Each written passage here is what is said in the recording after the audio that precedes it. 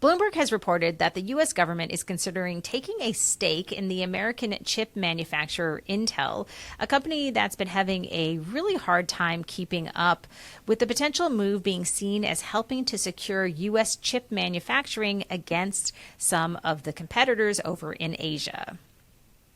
Yeah, so I think one thing that's so strange with this and a lot of other Trump stuff is this would normally be seen as a kind of left-wing move, right? So it feels a little unusual coming from Republicans to be making these economic interventions like this. That said, certainly the Trump administration can't be accused of having a super coherent philosophy guiding it normally. So I guess it shouldn't be that surprising. But what is a bit strange is that Trump recently called for Intel's CEO to immediately resign.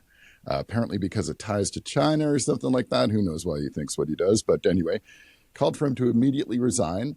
Then they had a White House meeting. The two of them met at the White House and said, oh, they had a constructive meeting. And now this. So it seems to be like a repeating script that this is how you get places with Trump. So opinions must change pretty fast in the Trump White House because they're all happy and friendly now. And keep in mind another thing that's in the background of some of this are other really interventionist things like how Trump got U.S. chip makers NVIDIA and AMD to agree to give the U.S. federal government a 15% cut to allow semiconductor sales to China. So anyway, this is not the kind of intervention you're supposed to see with what is allegedly a conservative party.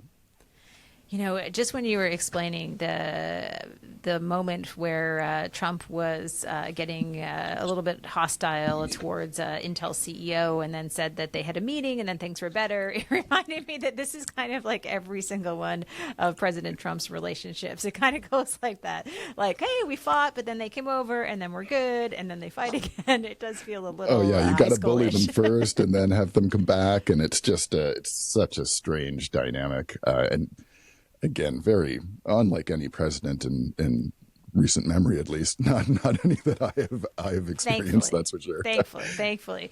All right. So another story that runs well in parallel with that story is a story that's been reported by CNBC, although I've seen this everywhere, and that is that the AI boom is quickly becoming the largest wealth creation event in modern history.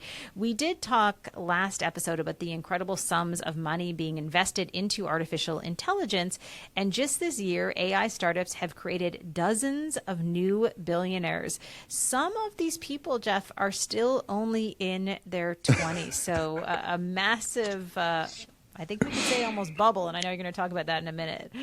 Absolutely. And as we talk about each time, wealth creation is great, but not when it goes to like a small subset of people who already have more money than they'd ever need for their entire lives. So it's I don't see this benefiting all that many people, and none other, as you hinted at, none other than OpenAI's CEO Sam Altman has said that he thinks AI is in an economic bubble right now. And he did an interesting interview with The Verge. He talked about how insane it is that you have these AI startups that might just be 2 or 3 people and a cool idea, and they're getting enormous, insane evaluations. And, this is how bubbles happen, the exaggerated evaluations. And then when there's not actually the money behind them, the bubble bursts when they can't actually deliver on their promises. So Sam Altman said, and I quote, in terms of these enormous evaluations for these tiny little companies, that's not rational behavior. Someone's going to get burned out there, I think. So it'll be interesting to see what happens when the bubble bursts. And frankly, it's better for this bubble to burst sooner rather than later. There's so much crazy emotion and just really delusion at certain points. So the sooner the bubble bursts, the sooner we can all get back to some rational behavior. It's interesting, too, when you think about Sam Altman, we've talked talked a lot, especially on the last episode, about ChatGPT. Of course, the makers of ChatGPT, that it is the organization OpenAI, and Sam Altman is the CEO. And Co-founded with Elon Musk. Yes, and Strangely that enough. actually brings me to my next point, is that I feel like Sam Altman more and more is starting to look like the adult in the room. And speaking of Elon Musk, they kind of got into it a little bit on X recently, and Sam Altman was calling him out. Sam Altman is sort of, I think, filling this void, or this empty space that exists among some of these tech CEOs, to try to be, if anything, at least a little bit of a voice of reason. Although, I mean, OpenAI has its own issues, but more and more I am seeing him, I think, try to step up. Yeah, and I think he does stand out that way. And I've read a ton. He's actually great at giving interviews and stuff like that. And it's not all like fluff stuff trying to promote his company. He talks intelligently about how AI is going to transform things. And like I said, for him, he's an interesting character to come out and talk about this bubble, and to point this out as just not being rational behavior aligns with my perception exactly. So, like, as I was saying, we need more rational behavior out there. We are caught up in a strange whirlwind of emotion that's being manipulated not just by political leaders like Trump, but by Russian bots, by social media, by crazy AI, and we do society a favor by taking a moment and taking a deep breath and going, what are we doing all this for again? And how can we make sure we do it right? Because we've talked about so many downsides to it that if more rational minds could prevail, that would certainly be beneficial. I think that's one of the things I worry about a little bit, is that the bar is so low that I'm starting to rationalize people who traditionally would think were a little bit on the villain side, but it's changed so much. Now, speaking of accountability, we absolutely do need more of that. And unfortunately, this next story is not going to inspire that. Reuters just published an article talking about how Meta AI's rules seem to let its chatbots be romantic and have sensual conversations with children.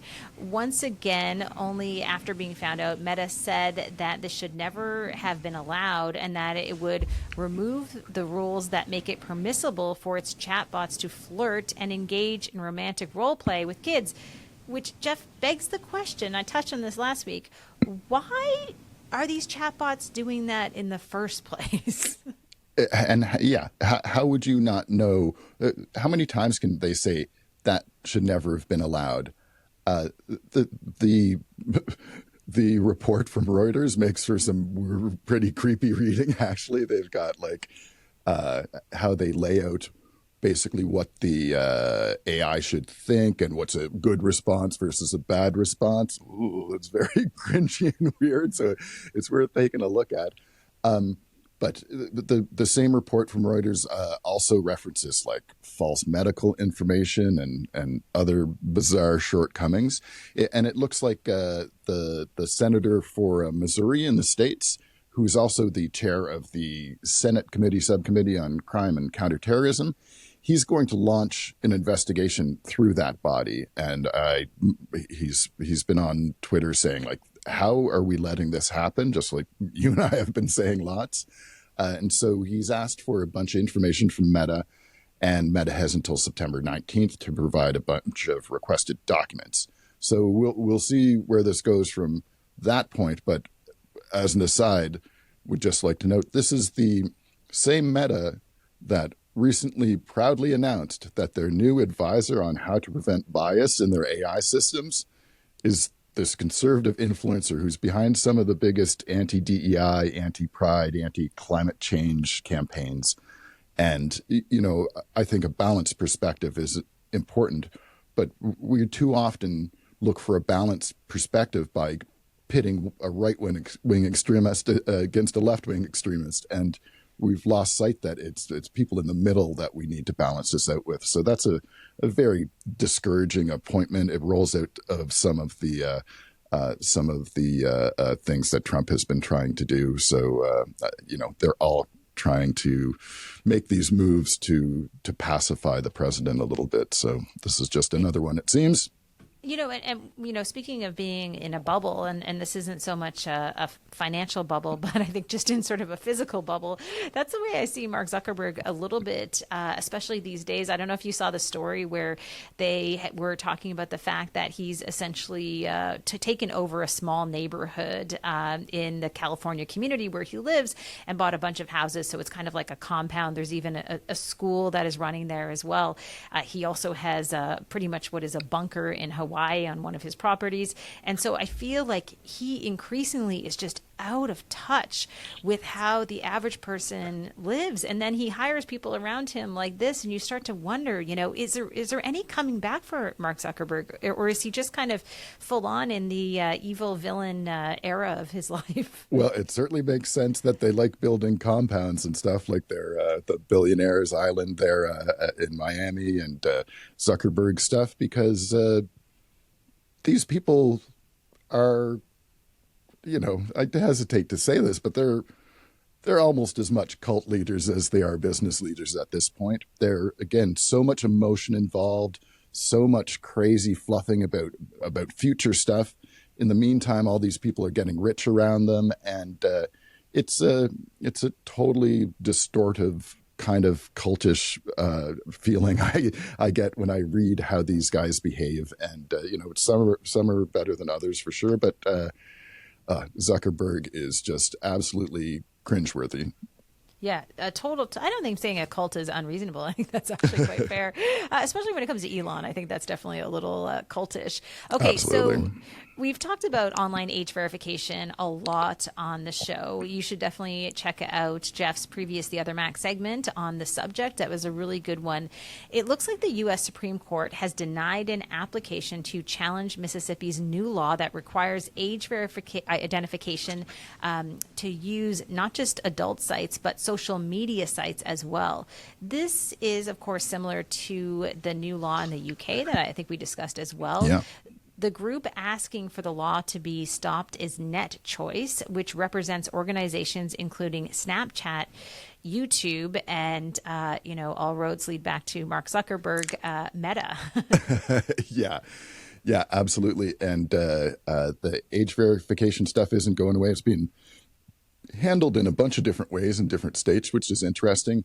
It was Brett Kavanaugh, I believe, is the Supreme Court Justice who said not you can't intervene right now. But in that decision, he said he does actually think that Net Choice has a totally valid case. He just doesn't think that it needs to be handled right this moment. So it looks like Mississippi's law will go into effect, and Net Choice will pursue this, and that will get accepted. It looks like essentially it would be accepted at court in the future, but not now. So just another story for us to keep our eyes on. And staying with that theme, actually, Elon Musk's SpaceX is trying to block the state of Virginia's plan to bring fiber internet to its residents. And so SpaceX runs Starlink. And so SpaceX has said the federal grant money that would be involved in the state of Virginia's fiber internet rollout, or at least some of it, should instead be given to Elon Musk's Starlink. And it's another case of the intense crossover, like very questionable, too close involvement between major U.S. corporations and the U.S. federal government, because part of what SpaceX is relying on here is the Trump administration's rewriting of the Broadband Equity Access and Deployment Grant Program. And I think that was maybe even started under Biden or something similar, and then they had to change everything because it was Biden. So they just changed things for the sake of changing it. But that's playing a key role here, and it is what SpaceX is trying to get at those funds, even though they get enough money from the U.S. government as it is. But their argument is essentially that fiber is so yesterday. We can reach hard to reach areas much easier than that. And the argument against that is, well, fiber is robust and relatively permanent, and it's not run by Elon Musk, so it's not going to get turned off if Mississippi votes to not have Twitter anymore. Exactly. I think that's the most Or obvious Virginia, argument of them rather, all, in this case. right?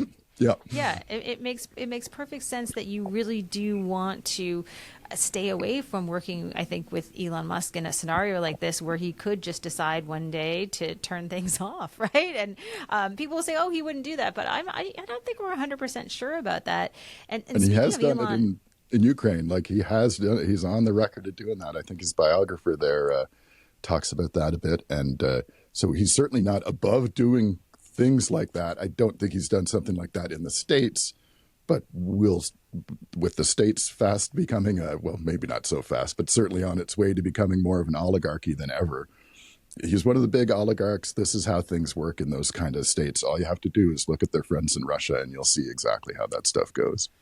yeah, and not to go into this too far, but he does have a long history of saying things and then doing something entirely different. Like Elon Musk has done this over the years, where he said, for example, that he would never kick people off of X because he believes in free speech, but then we know he went and kicked people off. So that's just one example. And continuing talking about him, the Consumer Federation of America, along with more than a dozen other consumer protection groups, has sent a letter to the FTC and U.S. Attorney General asking for Musk's Grok to be investigated after its new Imagine AI tool has generated images and video that have created topless deepfake videos of Taylor Swift without even being asked to do so.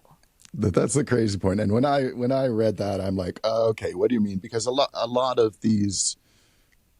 of the horror stories we hear about AI come from people purposely poking and prodding and trying to break it, which is totally legitimate. Exactly what you should be doing. If somebody's doing that, there's some kid somewhere figuring it out.